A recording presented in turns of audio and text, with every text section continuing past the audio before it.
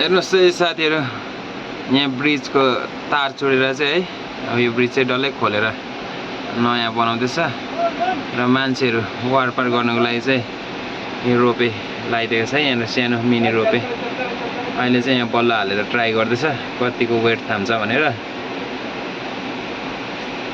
यहाँ नयाँ ब्रिज बनाउनको लागि काम पनि भटाभट भइरहेछ है।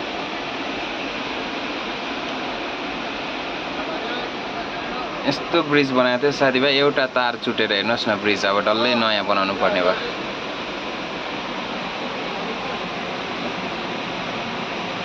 यता गाडी उता गाडी उतै हुने भयो। अब चाहिँ यहाँ टनल भित्रतिर पनि गाडी गएको छ, अब उता गाडी चाहिँ उतै फसिने भयो।